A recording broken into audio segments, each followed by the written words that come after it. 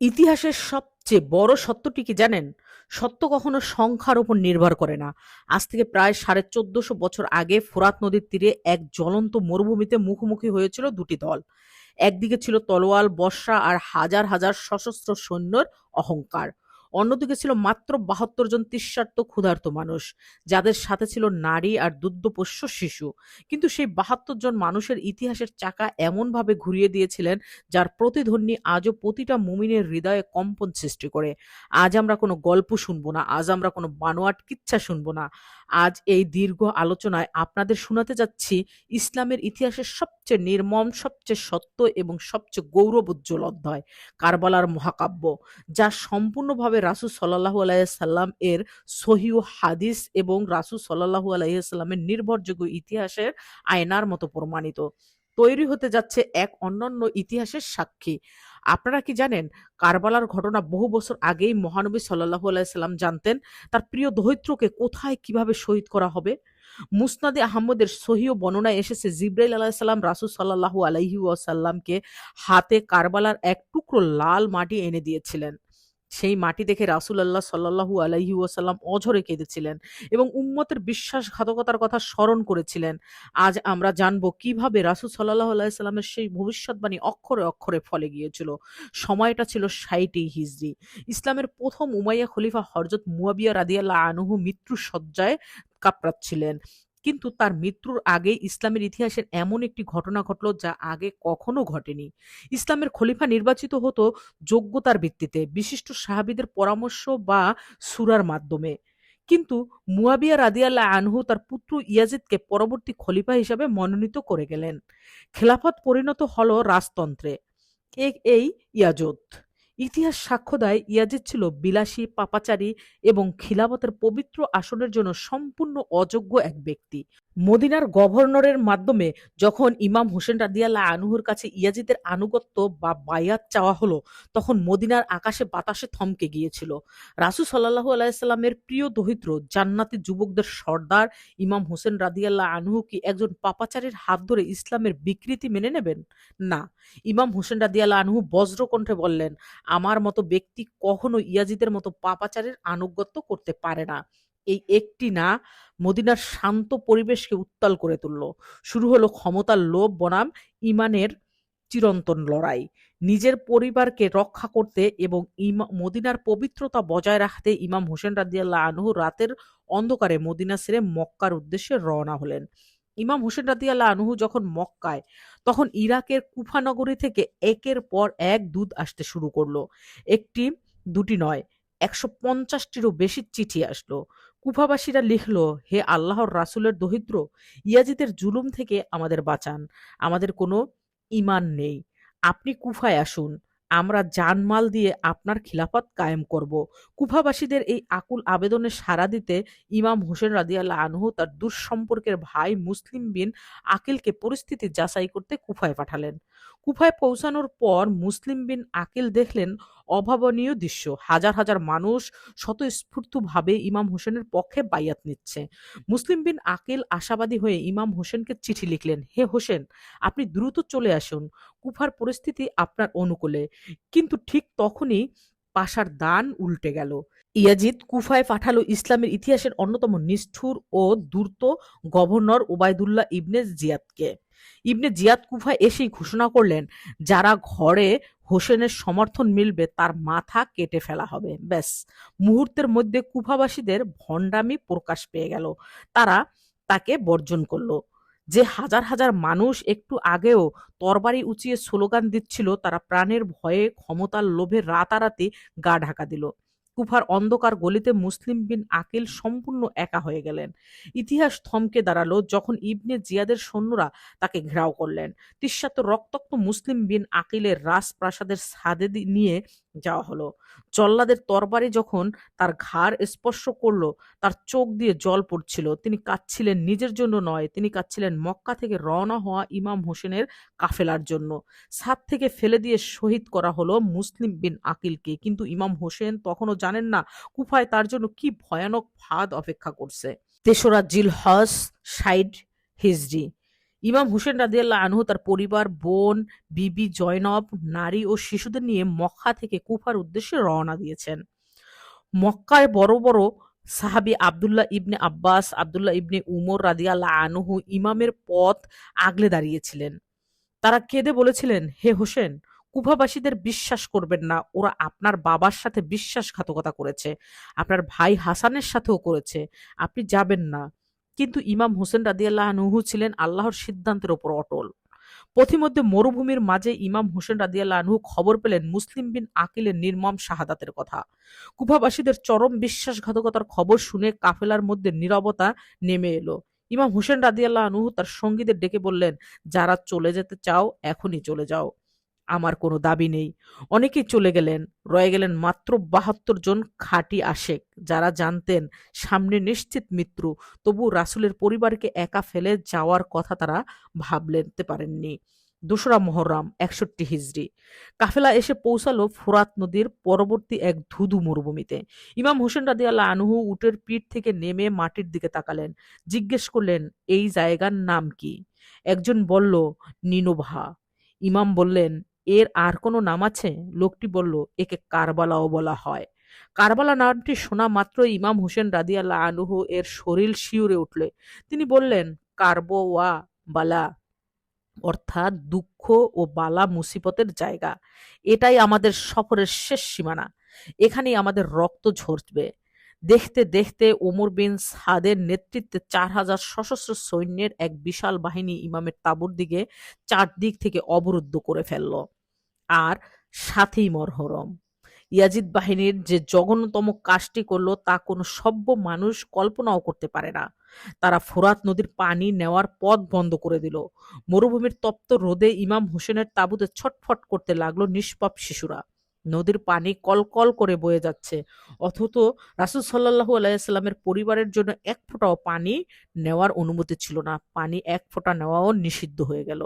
ইমাম হোসেন রাদিয়াল্লাহু আনহু যুদ্ধ চাননি, তিনি রক্তপাত এড়াতে শত্রুপক্ষের সামনে ৩টি স্পষ্ট যৌক্তিক প্রস্তাব রেখেছিলেন। তিনি বলেছিলেন, আমাকে মক্কায় ফিরে যেতে দাও, অথবা আমাকে ইসলামের কোনো সীমান্ত এলাকায় চলে যেতে যাও যেখানে আমি সাধারণ সৈনিকের মতো জিহাদ করব, অথবা আমাকে সরাসরি দামেস্কে ইয়াজিদের কাছে নিয়ে চলো, আমি নিজে তার সাথে বোঝাপড়া করব। ওমর ইবনে সাদ এই শাস্তিসূচক প্রস্তাবে রাজি হতে চেয়েছিলেন, কিন্তু কুখ্যাত সীমার এবং ইবনে জিয়াদ তা হতে দিল না। ইবনে জিয়াদ দাবি করল, কোনো শর্ত নয়, হোসেনকে প্রথমে আমার কাছে বন্দী হিসেবে নিঃশর্ত আত্মসমর্পণ করতে হবে। ইমাম হোসেন রাদিয়াল্লাহু আনহু গর্জে উঠলেন। তিনি বললেন, না, একজন উম্মত হিসেবে আমি জীবন দিতে পারি, কিন্তু রাসূলুল্লাহ সাল্লাল্লাহু আলাইহি ওয়াসাল্লামের দৌহিত্র কখনো কোনো জালিম পাপাচারী সামনে নতজানু হতে দেবে না। ৯ মুহররমের বিকেলে ইয়াজিদ বাহিনীর যুদ্ধের জন্য প্রস্তুতি নিচ্ছে। ইমাম হোসেন রাদিয়াল্লাহু আনহু তার ভাই আব্বাসকে পাঠিয়ে বললেন, ওদের বলো আজকের রাতটা যেন আমাদের সময় দেয়। আমি আমার রবের ইবাদত করতে চাই। আশুরার সেই রাত ইতিহাসের সবচেয়ে গৌরবময় রাত, যেখানে এক পাশে ইয়াজিদের তাঁবু থেকে আসছিল মদ্যপান আর অট্টহাসির শব্দ, অন্য পাশে ইমাম হোসেনের তাঁবু থেকে ভেসে আসছিল আল্লাহর জিকির, চোখের পানি আর মধুর কুরআন তিলাওয়াতের আওয়াজ। ইমাম হোসেন প্রদীপটি নিভিয়ে দিয়ে বললেন, সঙ্গীগণ, আগামীকাল নিশ্চিত মৃত্যু, তোমরা অন্ধকারের সুযোগে চলে যাও। কিন্তু প্রতিটা সঙ্গী কেঁদে বললেন, হে ইমাম, আমাদের যদি ১,০০০ বার বাঁচিয়ে ১,০০০ বার পুড়িয়ে মারা হয়, তবুও আমরা আপনার পাশ ছাড়ব না। সুবহানাল্লাহ, দেখুন কত ভালোবাসা ছিল। ১০ই মুহররম আশুরার সকাল। একদিকে ৪ থেকে ৫,০০০, মতান্তরে আরো বেশি হতে পারে সশস্ত্র সৈন্য, অন্যদিকে মাত্র ৭২ জন তিস্সাত সিংহ। যুদ্ধ শুরু হলো। একে একে ইমামের সঙ্গীরা ময়দানে নামলেন। এক একজন সঙ্গী ক্ষুধার্ত, তৃষ্ণার্ত অবস্থায় হাজারো সৈন্যের ব্যূহ ভেদ করে বীরত্বের ইতিহাস রচনা করতে লাগলেন। শহীদ হলেন ইমামের ভাই বীর আব্বাস, শহীদ হলেন তরুণ আলী আকবর। এবার যে ঘটনাটি আপনাদের শোনাবো তা শোনার পর পাথর হৃদয় মানুষের চোখের পানিতে চলে আসবে এবং চোখের পানিতে চারপাশ ভরে যাবে। ইমাম হোসেনের তাঁবুতে মাত্র ৬ মাসের এক দুগ্ধপোষ্য শিশু, নাম আলী আসগর। তিস্সায় শিশুটির জিহ্বা শুকিয়ে কাঠ হয়ে গেল, চোখ দুটি চরক গাছ। ইমাম হোসেন রাদিয়াল্লাহু আনহু শিশুটিকে কোলে নিয়ে শত্রুদের সামনে গিয়ে দাঁড়ালেন। তিনি বললেন, তোমাদের শত্রুতা আমার সাথে। এই নিষ্পাপ শিশুটি তো তোমার কোনো অপরাধ করেনি। একে এক ফোঁটা পানি দাও। কিন্তু ইয়াজিদ বাহিনীর হৃদয়ে দয়া ছিল না। কুখ্যাত তীরন্দাজ হুরমুলা ইবনে কাহিলকে নির্দেশ দেওয়া হলো। হুরহুমুলা 3 ফলাওয়ালা এক বিষাক্ত তীর ধনুকে জুড়ল। লক্ষ্য 6 মাসের এক অবুঝ শিশু। বাতাস ভেদ করে ধেয়ে এলো সেই তীর এবং সরাসরি শিশু আলী আসগরের নরম গলায় বিদ্ধ হলো। ইমাম হোসেন রাদিয়াল্লাহু আনহু এর কোলের মধ্যে ছটফট করতে করতে নিষ্পাপ শিশুটির শেষ নিঃশ্বাস ত্যাগ করলো। ইমাম হোসেন রাদিয়াল্লাহু আনহু শিশুটির রক্ত নিজের মুখে মেখে আকাশের দিকে তাকিয়ে বললেন, হে আল্লাহ, তুমি সাক্ষী থেকো। সবশেষে ময়দানে একা দাঁড়িয়ে রইলেন ইমাম হোসেন রাদিয়াল্লাহু আনহু। চারদিকে ছড়িয়ে ছিটিয়ে আছে ভাই, সন্তান আর সঙ্গীদের লাশ। পিপাসায় বুক ফেটে যাচ্ছে, শরীর জুড়ে তলোয়ার আর তীরের শত শত ক্ষত। তবুও তিনি যখন তলোয়ার ঘুরাচ্ছিলেন, ইয়াজিদ বাহিনী ভয়ে পিছিয়ে যাচ্ছিলেন। কিন্তু একাকী কতক্ষণ লড়া যায়? কুখ্যাত সীমারের নির্দেশে চারদিক থেকে বর্ষা আর তীরের বৃষ্টি শুরু হলো। দর্শক মণ্ডলী, এখানে মনোযোগ দিন। সমাজে প্রচলিত আছে ইমাম হোসেন সেজদারত অবস্থায় শহীদ হয়েছিলেন, কিন্তু সহিহ ইতিহাসের অনুযায়ী তিনি বীরের মতো যুদ্ধ করতে করতে মাটিতে লুটিয়ে পড়েন। সীমার ইবনুল জাওসানের তরবারির আঘাতে রাসূলুল্লাহ সাল্লাল্লাহু আলাইহি সাল্লামের কলিজার টুকরো ইমাম হোসেন রাদিয়াল্লাহু আনহু কারবালার তপ্ত বালিতে শাহাদাত বরণ করলেন। ইন্না লিল্লাহি ওয়া ইন্না ইলাইহি রাজিউন। 10ই মুহররমের সূর্য যখন কারবালার দিগন্তে অস্ত যাচ্ছিল, তখন সেই মরুভূমির তপ্ত বালু আর বালু ছিল না। তা পরিণত হয়েছিল নবী পরিবারের পবিত্র রক্তের রাঙানো এক লাল সাগরে। যুদ্ধের ময়দানে তখন নীরবতা বাস করছে। বাতাসে শুধু বারুদ, রক্ত আর কান্নার গন্ধ। কিন্তু ইয়াজিদ বাহিনীর বর্বরতা তখনও শেষ হয়নি। ইমাম হোসেন রাদিয়াল্লাহু আনহুর শাহাদাতের ঠিক পরপরই উমর ইবনে সাদের নির্দেশে পাষণ্ড সৈন্যরা নবী পরিবারের নারীদের তাঁবুতে হানা দেয়। তারা রাসূল সাল্লাল্লাহু আলাইহি সাল্লামের পবিত্র পরিবারের চাদর, আসবাবপত্র কেড়ে নেয় এবং তাঁবুগুলোতে আগুন ধরিয়ে দেয়। ক্ষুধা, তৃষ্ণা আর ধোঁয়ার দম বন্ধ হয়ে নিষ্পাপ শিশুরা এদিক ওদিক ছুটতে থাকলো।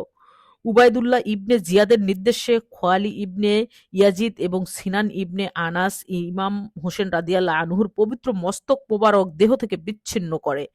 যে মাথাকে স্বয়ং দয়াল নবী হযরত মুহাম্মদ সাল্লাল্লাহু আলাইহি ওয়াসাল্লাম চুমু খেতেন, সেই পবিত্র মস্তক একটি বর্ষার ডগায় বিদ্ধ করা হলো। বর্ষার ডগায় ইমামের রক্তাক্ত মাথা আর তার পেছনে শিকলবন্ধ অবস্থায় হেঁটে চলেছেন রাসূল সাল্লাল্লাহু আলাইহি ওয়াসাল্লামের নাতনি বিবি জয়নব, উম্মে কুলসুম এবং ইমামের একমাত্র জীবিত ও গুরুতর অসুস্থ পুত্র আলী ইবনে হোসেন। ইমাম জয়নুল আবেদিন। কারবালার থেকে কুফার রাজপ্রাসাদের পর্যন্ত এই দীর্ঘ পথ তাদের পায়ে হাঁটিয়ে নিয়ে যাওয়া হয়। কুফার গভর্নর উবাইদুল্লাহ ইবনে জিয়াদ তখন অহংকারে অন্ধ। সে তার রাজপ্রাসাদে বসে এক হাতে সরিয়ে দিয়ে ইমাম হোসেন রাদিয়াল্লাহু আনহুর পবিত্র ঠোঁট ও দাঁতে আঘাত করতে থাকে এবং উপহাস করে বলে, আজ আমার প্রতিশোধ পূর্ণ হলো। দরবারে উপস্থিত বৃদ্ধ সাহাবী যায়েদ ইবনে আহরাম রাদিয়াল্লাহু আনহু এই দৃশ্য দেখে সহ্য করতে পারলেন না। তিনি চিৎকার করে কেঁদে উঠলেন এবং বললেন, ওরে খবিশ, তোর এই ছড়ি সরিয়ে নে। আল্লাহর কসম, আমি স্বয়ং আল্লাহর রাসূল সাল্লাল্লাহু আলাইহি সাল্লামকে এই ঠোঁটে অসংখ্য বার চুমু খেতে দেখেছি। বন্দী অবস্থায় দরবারে দাঁড়িয়েছিলেন সিংহের মতো সাহসী বিবি জয়নব রাদিয়াল্লাহু আনহু। ইবনে জিয়াদ যখন তাকে উপহাস করে জিজ্ঞেস করল, দেখতে তো আল্লাহ তোমাদের সাথে কি করলেন, তখন বিবি জয়নাব এক মুহূর্তের জন্য ভয় পাননি। তিনি বাঘিনীর মতো গর্জে উঠে বললেন, আমি কারবালায় যা দেখেছি তা আল্লাহর পক্ষ থেকে কেবলই সৌন্দর্য ছিল। আল্লাহ আমার ভাইকে শাহাদাতের সর্বোচ্চ মর্যাদা দিয়েছেন। হে ইবনে জিয়াদ, মনে রাখিস, আজ তুই ক্ষমতায় দম্ভ দেখাচ্ছিস, কিন্তু খুব শীঘ্রই তোকে আল্লাহ আদালতে দাঁড়াতে হবে। সেদিন তোর পতন হবে অনিবার্য। একজন বন্দী নারীর মুখে এই নির্ভীক সত্য ভাষা শুনে পুরো কুফার দরবার স্তম্ভ হয়ে যায়। ইবনে জিয়ান লজ্জায় ও রাগে কাঁপতে কাঁপতে তাদের দামেস্কের খলিফা ইয়াজিদের কাছে পাঠিয়ে দেওয়ার নির্দেশ দেয়। দামেস্কে উমাইয়া সাম্রাজ্যের রাজধানী ইয়াজিদ তখন তার বিশাল সিংহাসনে বসে বিজয়ের উল্লাস করছে। ইমাম হোসেন রাদিয়াল্লাহু আনহুর মস্তক মোবারক যখন জিয়াজিদের সামনে আনা হলো, সেও দম্ভতা প্রকাশ শুরু করলো। দরবারে বন্দী অবস্থায় দাঁড়িয়ে মাত্র 23 বছর বয়সী অসুস্থ যুবক ইমাম জয়নুল আবেদিন ইয়াজিদ যখন নিজেকে আমিরুল মুমিনিন দাবি করে ভাষণ দিচ্ছিলেন, তখন জয়নুল আবেদিন দাঁড়িয়ে বললেন, হে ইয়াজিদ, আমাকে এই মিম্বরে দাঁড়িয়ে দুটি কথা বলার অনুমতি দাও, যাতে আল্লাহর সন্তুষ্টি আছে এবং উপস্থিতি জনগণের হেদায়েত আছে। প্রথমে ইয়াজিদ ভয় পেয়ে রাজি হতে চাননি, কিন্তু জনগণের চাপে অনুমতি দিতে বাধ্য হয়। মিম্বরে দাঁড়িয়ে ইমাম জয়নুল আবেদিন তার বংশ পরিচয় এবং কারবালার নিষ্ঠুরতার এমন এক বিবরণ দিলেন যে পুরো দরবারে উপস্থিত সিরিয়াবাসীরা কান্নায় ভেঙে পড়ল। তারা বুঝতে পারল ইয়াজিদ কোনো সাধারণ মানুষের উপর নয়, বরং স্বয়ং আল্লাহর রাসূল সাল্লাল্লাহু আলাইহি ওয়াসাল্লামের পবিত্র বংশের উপর এই জঘন্যতম হত্যাকাণ্ড চালিয়েছে। পরিস্থিতি বেগতিক দেখে এবং জনগণের ক্ষোভ বুঝতে পেরে চতুর ইয়াজিদ সুর পাল্টে ফেলে। সে এই হত্যাকাণ্ডের দায় কুফার গভর্নর ইবনে জিয়াদের ওপর চাপানোর চেষ্টা করে এবং বলে, আমি তো হোসেনকে হত্যা করতে বলিনি। যদিও ইতিহাস প্রমাণিত এই পুরো ষড়যন্ত্রের মূল হোতা ছিল ইয়াজিদ নিজেই। দর্শকরা ভাবছেন রাসূল সাল্লাল্লাহু আলাইহি ওয়াসাল্লামের পরিবারকে হত্যা করে কি পার পেয়ে গিয়েছিল সেই ঘাতকেরা? না, মহান আল্লাহ তাআলা দুনিয়াতেই তাদের জন্য এমন এক জাহান্নাম তৈরি করেছিলেন যা শুনলে আজও মানুষের গা শিউরে ওঠে। কারবালার ঘটনার মাত্র কয়েক বছরের মধ্যে শুরু হলো আল্লাহর কুদরতি প্রতিশোধ। 685 খ্রিস্টাব্দে কুফার মুখরতা আল আকাফি নামক এক বীরের উত্থান ঘটে, যিনি প্রতিষ্ঠা করেছিলেন কারবালার একজন খুনিকেও তিনি জীবিত ছাড়বেন না।